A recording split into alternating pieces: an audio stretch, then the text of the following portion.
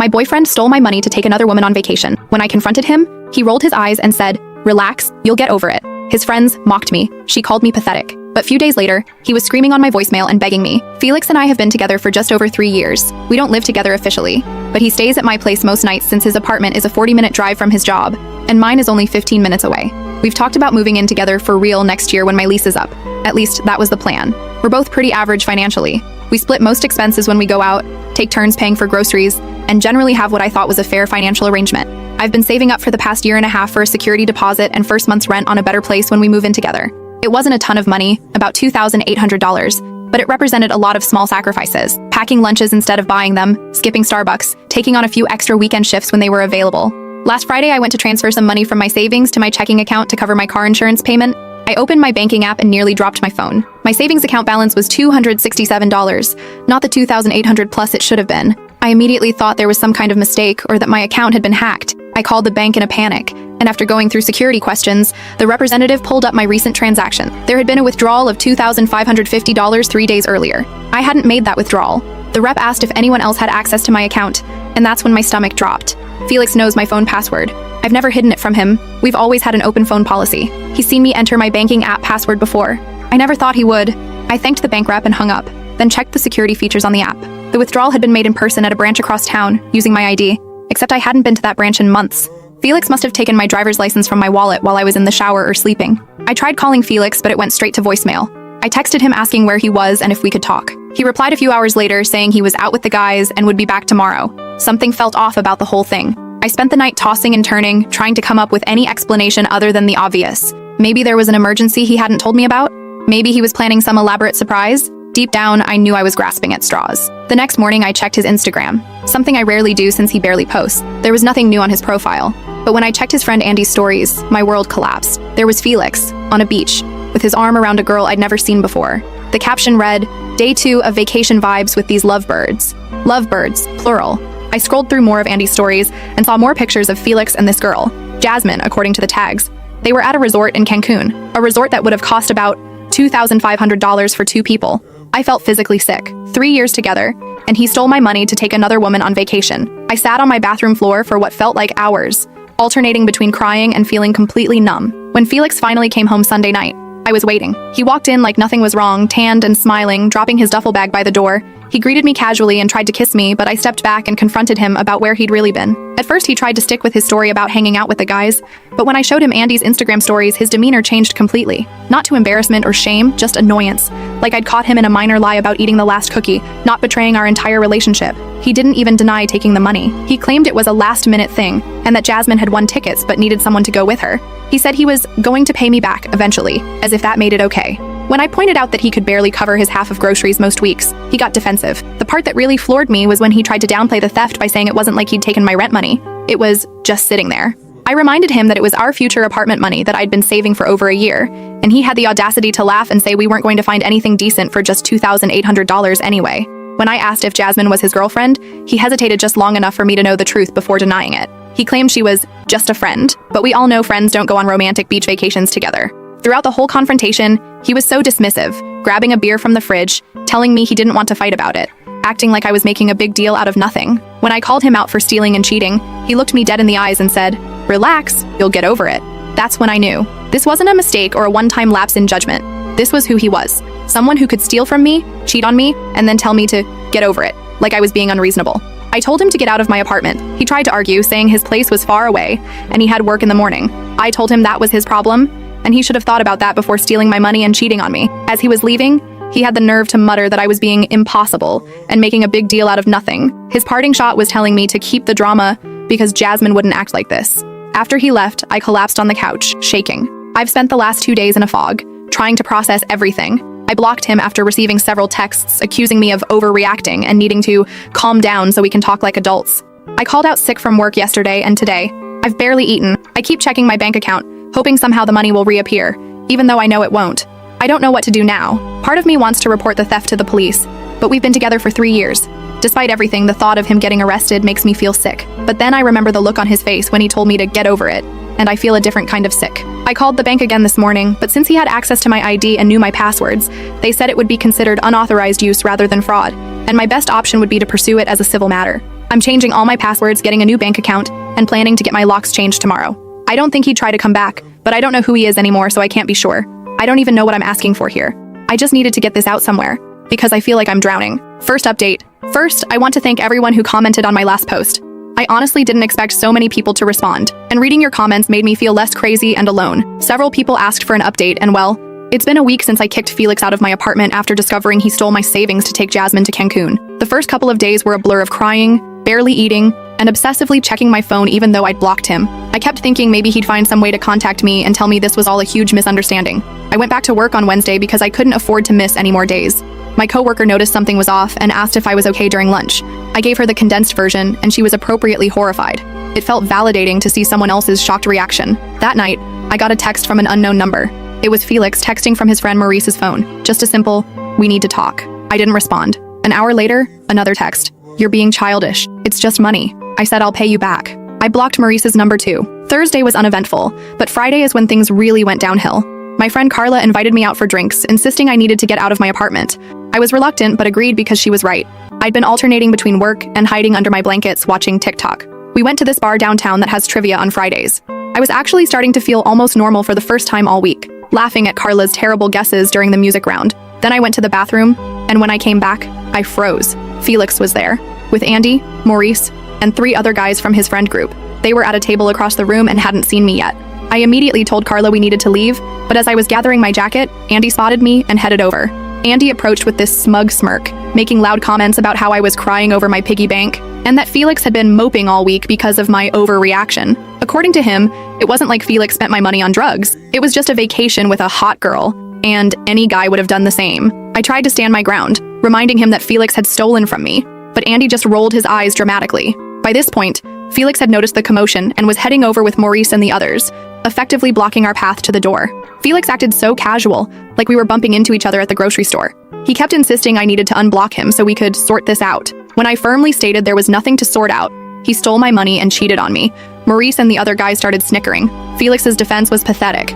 He admitted taking the money without asking was wrong, but claimed it wasn't stealing because we're together, and what's yours is mine. He insisted Jasmine was just a friend, and that it wasn't a romantic vacation, because Andy and Maurice were there too. It was a group thing. When I pointed out that Andy's Instagram literally called them lovebirds, Andy mumbled something about it being just a joke. That's when I heard a female voice behind me, and my humiliation reached a whole new level. It was Jasmine, asking if I was the one having a meltdown over a few dollars. When I tried to explain he stole my savings, she looked me up and down with this pitying expression and called me pathetic for being this worked up over $2,000. I corrected her that it was actually $2,550 and had taken me over a year to save. Her response? She threw her head back and laughed, saying that was even sadder. I looked at Felix, waiting for him to defend me or tell her to back off. Instead, he was staring at the floor with a small smile playing at the corners of his mouth. That's when it hit me. He'd told them all about this. They'd been laughing about it. About me. The girl who was stupid enough to get her money stolen, who was pathetic enough to be upset about it. Carla, bless her, announced we were leaving and pushed past Maurice. As we walked away, I heard more laughter behind us, and Jasmine made sure I heard her telling Felix he dodged a bullet by not being with someone that financially unstable.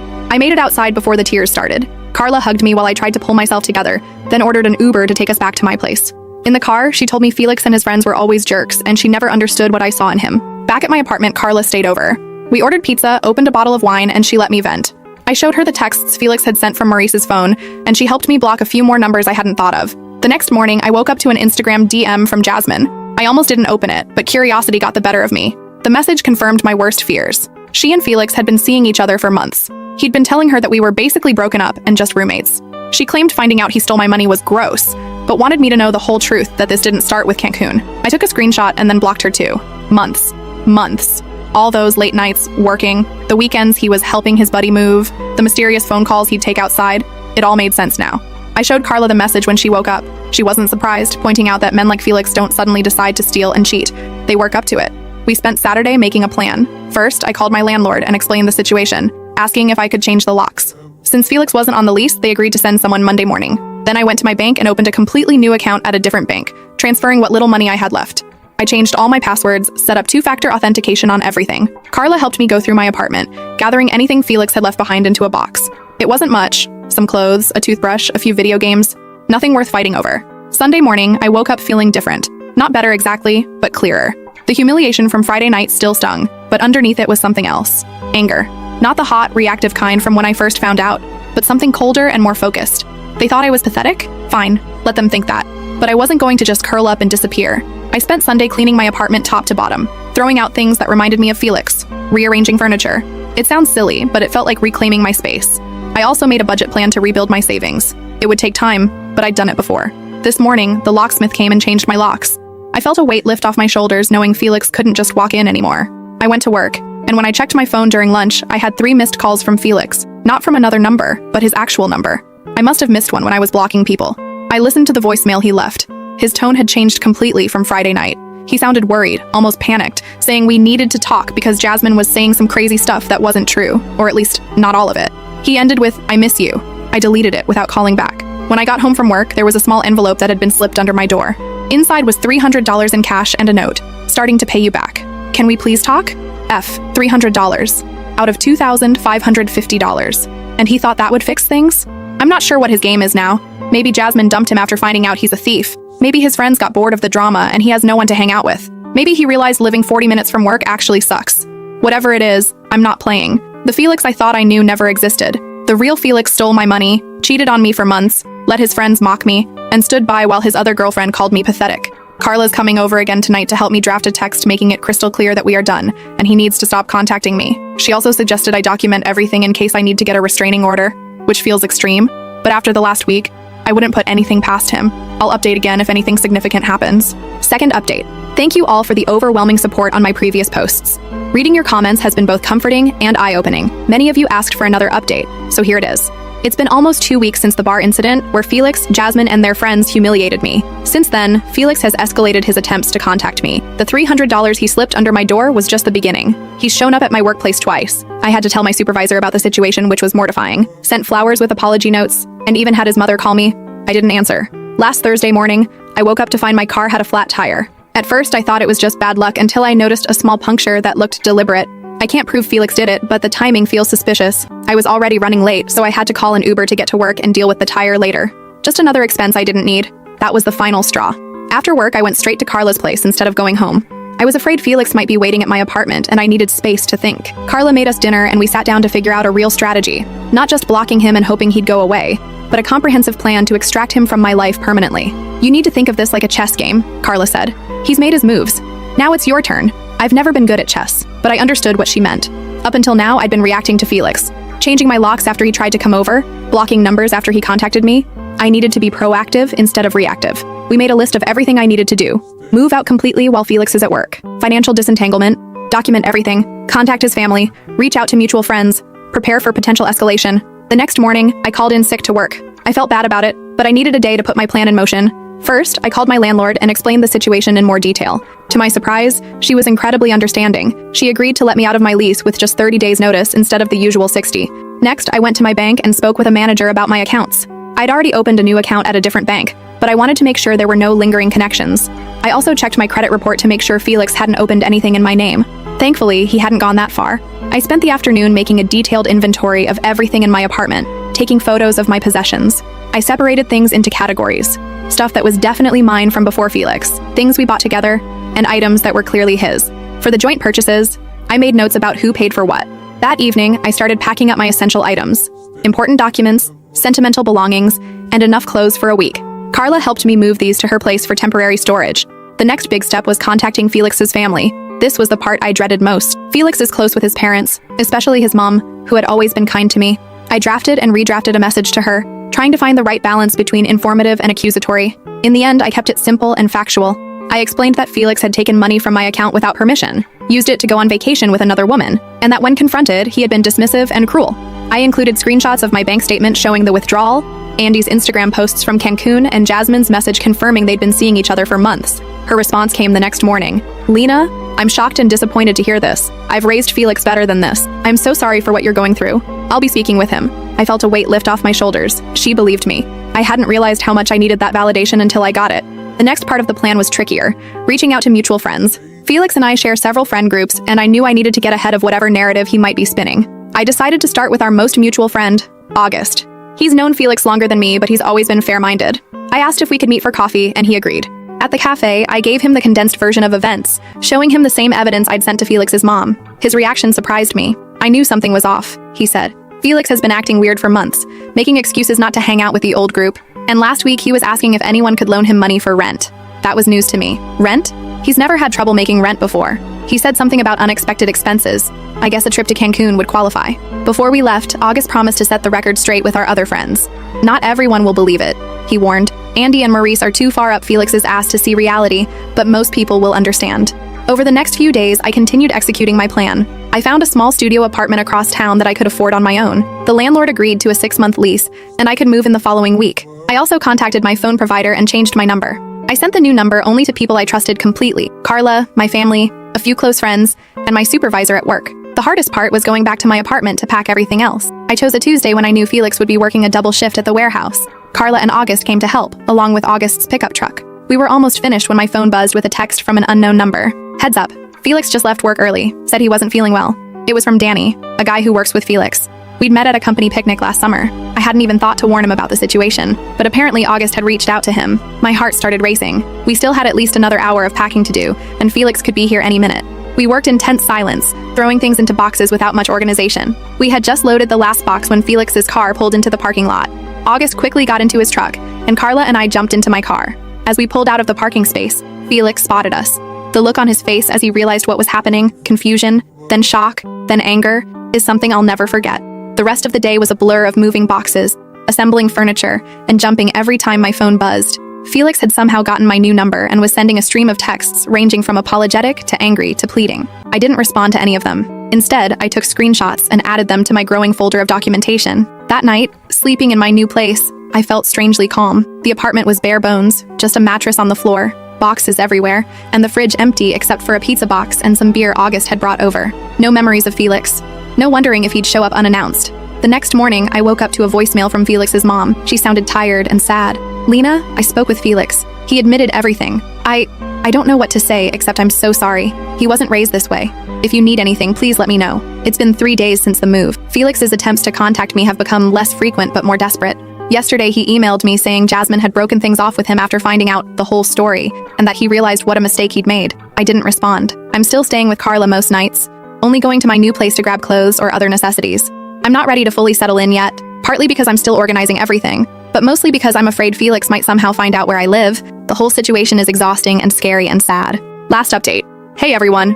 It's been about 3 weeks since my last update, and a lot has happened. First, thank you all for your advice and support. Reading your comments has helped me stay strong when I've been tempted to respond to Felix. Several people suggested getting a security camera for my new apartment. I took that advice and ordered an inexpensive doorbell camera from Amazon. After I moved out and contacted Felix's family and friends, there was radio silence from him for about 4 days. At first I was relieved, thinking maybe he'd finally gotten the message and was moving on. I should have known better. The silence broke last Monday morning. I was getting ready for work when my phone buzzed with a text from yet another unknown number. I know you're reading these. You can't just throw away 3 years. We need to talk. I blocked the number without responding. By lunchtime, he'd found another way to contact me, this time through a fake Instagram account. The message was longer, but essentially the same. I was overreacting. He made a mistake. We could work through this. What struck me was how there was still no real acknowledgement of what he'd done. No, I'm sorry I stole from you, or I'm sorry I cheated on you for months. Just, I made a mistake, like he'd forgotten to take out the trash. That evening, August texted, asking if I wanted to grab dinner. He'd been checking in regularly since helping me move. Over pad thai, August filled me in on what he'd been hearing through the grapevine. Apparently, Felix's life was starting to unravel. Jasmine had broken things off completely after learning the full story from multiple sources. She'd been under the impression that Felix and I were basically roommates who occasionally hooked up, not a committed couple of 3 years. Felix's parents had cut him off financially. I hadn't known they were helping him with bills, but apparently they'd been covering his car insurance and phone plan. Andy and Morris were still hanging out with Felix, but most of our other friends had distanced themselves. Most significantly, Felix was struggling with rent. His apartment was always more expensive than mine, and without my place as a crash pad closer to work, he was spending more on gas. Plus, he'd blown through his savings on the Cancun trip. The next morning, I woke up to an email from Felix's mom. She wanted to meet for coffee to return some of my things that had been at their house. When I arrived, she was already there, looking tired with dark circles under her eyes. She apologized for Felix's behavior and mentioned he had moved back home temporarily because he couldn't afford his rent. He wasn't handling it well, angry at everyone and not understanding that these were the natural consequences of his actions. Before we parted, she hugged me and told me I deserved better from him. I cried in my car afterward. Not for Felix, but for the relationship I'd thought we had, for the future we'd planned, for the person I'd believed he was. The next few days were relatively quiet. I settled into a routine at my new place and started rebuilding my savings. For brief stretches, I would forget about the whole Felix situation. Then Friday happened. I was at the grocery store when I spotted Maurice watching me from the end of an aisle. My stomach dropped. If Maurice was here, was Felix nearby too? I headed for the exit and nearly collided with Andy in the parking lot. Surprisingly, Andy apologized for his behavior at the bar that night. He admitted Felix had told them we were on the rocks, and that the money was partly his anyway. When I asked what prompted this change of heart, Andy revealed that Felix had been behaving strangely, angry all the time, borrowing money without repaying it, even getting drunk and punching a hole in Maurice's bathroom wall. Most concerning was that Felix kept talking about me like I was coming back any day now. When I got home, there was a package leaning against my door with my name in Felix's handwriting. Inside was $500 in cash and a rambling letter jumping between apologies, explanations, and pleas for another chance. He mentioned selling his gaming console to start paying me back, and that he'd been to 2 therapy sessions. Later that night, my phone rang with an unknown number. Against my better judgment, I answered. It was Felix, slurring his words. He asked if I'd received his package and mentioned taking a side gig with DoorDash to pay me back. When I confirmed I had, his tone turned desperate. He rambled about everything falling apart. His parents treating him like a teenager, Jasmine refusing to speak to him, friends thinking he was an asshole. He insisted people make mistakes, and that I couldn't throw away 3 years over one mistake. I pointed out it wasn't one mistake, but a series of deliberate choices. He began crying, begging for another chance. I simply said goodbye and hung up, blocking the number.